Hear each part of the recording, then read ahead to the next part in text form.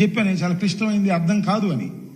నీకు కూడా చాలా అర్థం కాల. ఇంకా నాకు అర్థమైంది, పెద్దవాడు అనలేను కానీ నీకు కూడా ఇంకా అర్థం కాలేదు. ఎందుకని అర్థం కాలేదంటే 41.15 ఫస్ట్ స్టేజీ, 45.72 సెకండ్ స్టేజ్ అనే దాని మీద నిన్ను ప్రశ్నలు అడిగితే దాన్ని స్టడీ చేయాలనేటువంటి మాట మీరు మాట్లాడారు. నేను ఏమిటి ఇక్కడ చెప్పదలుచుకుంది ఏంటంటే, మీరు మమ్మల్ని పూర్తి చేయలేదు అనేటువంటి మాట మీరు మాట్లాడుతున్నారు. మరి మీరిచ్చిన మాటను ఏ విధంగా సమర్థించుకుంటారు? నెంబర్ 1. నెంబర్ 2, మొత్తం టోటల్గా చంద్రబాబు నాయుడు గారి ఇవాళ శ్వేతపత్రం మీద ఇచ్చినటువంటి ప్రజెంటేషన్ కానీ, వారు చెప్పినటువంటి ఉపన్యాసం కానీ, వారు చెప్పినటువంటి లెక్కలు కానీ ఒక్కసారి మీరు పరిశీలన చేయండి.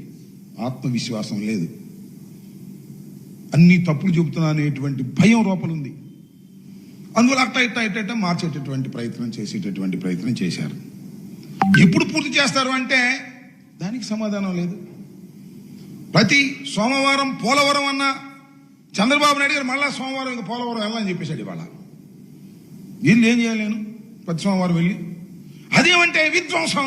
జగన్మోహన్ రెడ్డి గారు విధ్వంసం చేసేశాడు, కాంట్రాక్టర్ మార్చేశాడు. కాంట్రాక్టర్ మార్చేయడంతో విధ్వంసం జరిగిపోయింది.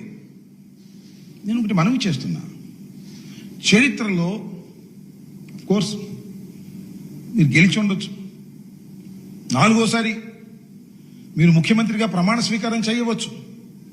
వయసులో నాకన్నా జగన్మోహన్ రెడ్డి గారి కన్నా, జగన్మోహన్ రెడ్డి గారి కంటే జగన్మోహన్ రెడ్డి గారి తండ్రి వయసు మీద పెద్దవారు కావచ్చు.